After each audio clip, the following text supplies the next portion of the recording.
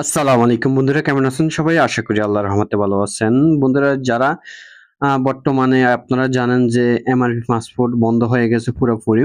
এখন আপনি ই-ফাস্টফুড কিভাবে করবেন দেশের বাইরে থেকে সেটা আজকে ভিডিও নিয়ে আমি আপনাদেরকে দেখাবো। আপনারা এই ভিডিওটি দেখে সৌদি আরব এবং যেকোনো দেশ থেকে ই-ফাস্টফুড করে নিতে পারবেন। সেটা কিভাবে করবেন আজকে ভিডিওটি আমি আপনাদেরকে দেখাবো। এই ভিডিওটি সম্পূর্ণ দেখবেন, স্কিপ করবেন না। স্কিপ করলে হয়তো অনেক কিছু মিস করতে পারেন। চলুন ভিডিওটি সম্পূর্ণ দেখে আসি। আর ই-পাসপোর্ট করার আগে সম্পূর্ণ ডকুমেন্ট আপনার কাছে রাখবেন। আপনার পুরনো পাসপোর্টের ফটোকপি, আপনার এনআইডি কার্ড বা জন্ম নিবন্ধন আর আপনার ইকামার নাম্বার এগুলো রাখতে হবে।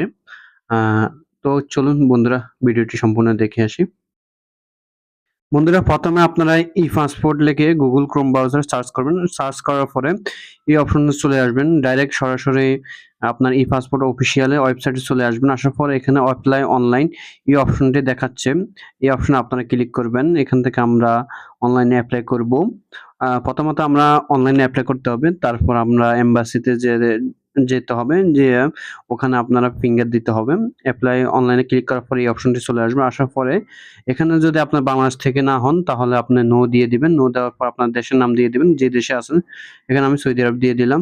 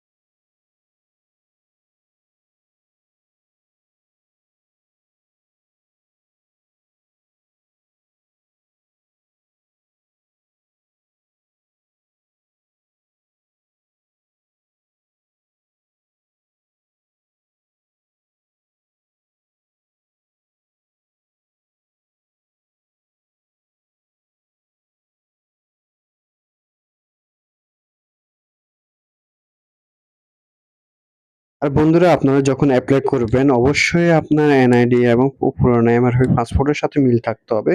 যদি এক অক্ষর ভুল হয় তাহলে আপনার পাসপোর্টটি আপনার ক্যানসেল হয়ে যেতে পারে। সেদিকে আপনারা খেয়াল রাখবেন। যদি আপনার এনআইডি কার্ডে বা পাসপোর্টে সমস্যা হয়ে থাকে অবশ্যই আপনার জন্ম নিবন্ধন কার্ডটি পাসপোর্টের সাথে মিল রেখে করে নিবেন। সহজে ওটা দিয়ে করার পরে আপনারা এখান থেকে ন্যাশনাল আইডি নাম্বার বসাবেন, তারপর বার্থডে দিয়ে দিবেন। যদি আপনার এমআরপির সাথে বা আপনার আইডি কার্ডের মিল না থাকে তাহলে আপনি জন্ম নিবন্ধন এপ্লাই করবেন। আর যদি মিল থাকে তাহলে অবশ্যই এনআইডি কার্ড দিয়ে এপ্লাই করবেন। যদি এখানে আপনারা বারে চেক করে নিবেন। একটু ভুল হলে আপনার পাসপোর্টটি আপনি এপ্লাই করবেন কিন্তু আপনার টাকা খরচ হবে, কোনো লাভ হবে না। পরবর্তীতে আবার একটু ঝামেলাতে পড়তে পারেন, সেদিকে আপনারা খেয়াল রাখবেন। এখান থেকে আমরা তার জন্য আমরা ই-পাসপোর্টে সিলেক্ট করব। যেহেতু এমআরপি পাসপোর্টে বর্তমানে আপডেটিং অপশন বন্ধ হয়ে গেছে। এখন আমরা ই-পাসপোর্ট থেকে সিলেক্ট করে ই-পাসপোর্টের জন্য এপ্লাই করব।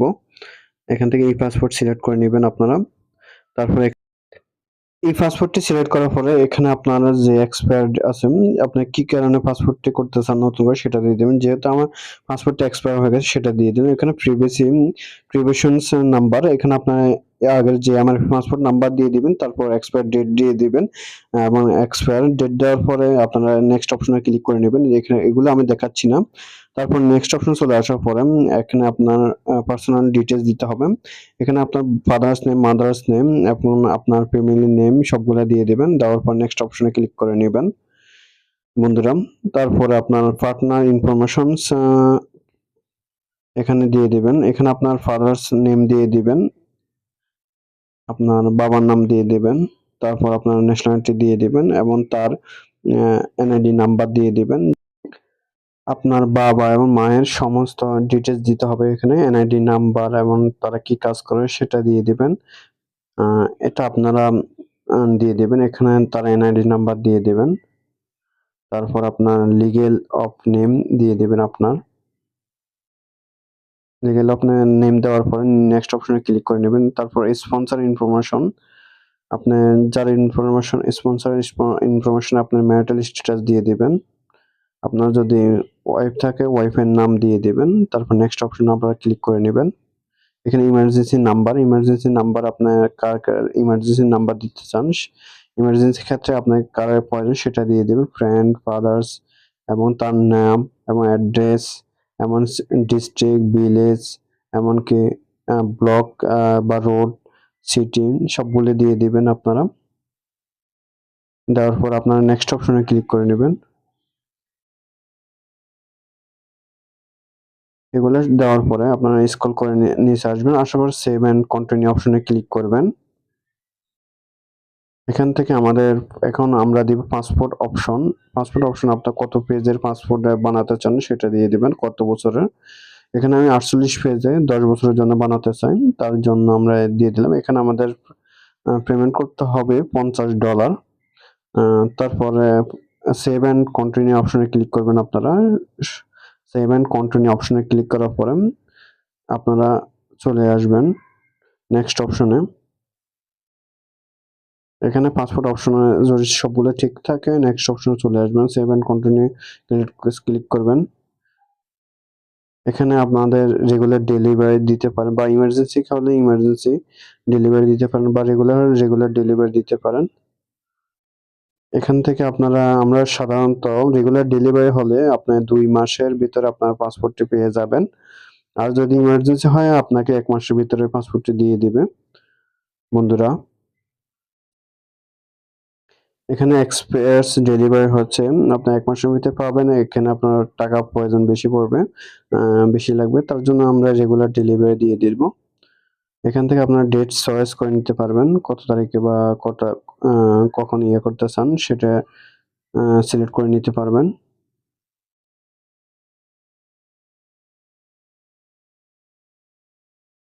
এখান থেকে আপনার ডেট দিয়ে দিবেন এবং ডেট দেওয়ার পরে আপনারা সেভ এন্ড কন্টিনিউ অপশনে ক্লিক করবেন। ডেট এবং টাইমও দিতে পারেন আপনারা। টাইম দেওয়ার পরে সেভ এন্ড কন্টিনিউ অপশনে ক্লিক করে নেবেন। এখানে আমি 12টার সময় দিয়ে দিলাম।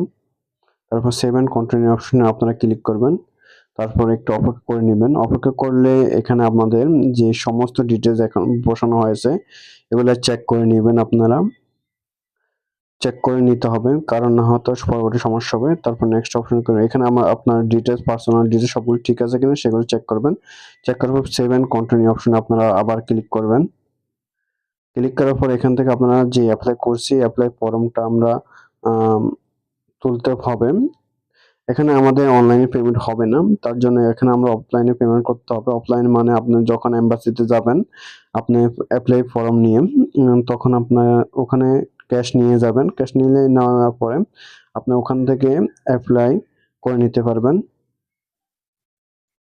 এপ্লাই করার পরে এখান থেকে আপনার যে এপ্লাই স্টেটমেন্ট সেটা ডাউনলোড করে নিবেন। এখান থেকে এখানে ক্লিক করে ৮ নাম্বার ফর্মে এখানে ক্লিক করবেন। ক্লিক করার পর এখানে আপনার পিডিএফ ফাইল অপশন চলে আসবে। আসার পরে এখান থেকে আপনারা এই ফর্মটি ডাউনলোড করবেন। ডাউনলোড করে আমি যার অ্যাকাউন্টে খুলতেছি, তার হোয়াটসঅ্যাপে আমি এটা পাঠায় দিলাম। তারপর আরেকটা আছে অপশন, এখান থেকে আপনারা ২ টা কপি ডাউনলোড করতে হবে।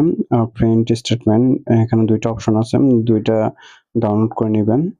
এই ২ টা ফর্ম ডাউনলোড করার পরে আপনারা ফটোকপি করে নিবেন।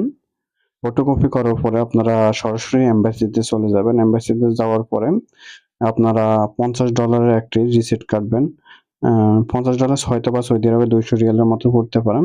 তারপর ৩ নাম্বার কাউন্টারে গিয়ে আপনারা ওখানে আপনারা হয়তো সিরিয়াল ধরতে হবে। সিরিয়াল ধরে আপনারা ফর্মটি জমা দিবেন এবং আপনার ফিঙ্গার এবং আপনার পেজ ভেরিফিকেশন এবং আই ভেরিফিকেশন করে নিবে। আপনার ৫ আঙ্গুলের ফিঙ্গার নেওয়া হবে। তারপর আর কিছুদিন অপেক্ষা করার পর আপনার মোবাইলে মেসেজ আসবে। আসার পরে আপনার পাসপোর্টটি হয় ডেলিভারি যদি নিতে চান, ডেলিভারিতে আপনার বাসায় পৌঁছায় দেওয়া হবে। আর যেহেতু আপনি যে এম্বাসি থেকে নিয়ে আসতেছেন তাহলে এম্বাসিতে থেকে আপনি নিয়ে আসতে পারেন। তো বন্ধুরা এইভাবে আপনারা চাইলে ই-পাসপোর্টের জন্য এপ্লাই করতে পারেন সৌদি আরবে বসে। তো বন্ধুরা আজকের মতো ভিডিওটুকু, এই ভিডিওটি যদি ভালো লাগে থাকে আর বন্ধুরা আপনারা যদি আমার চ্যানেল নতুন হয়ে থাকেন এখনই সাবস্ক্রাইব করে রাখবেন। আর ভালো থাকবেন। আল্লাহ হাফেজ।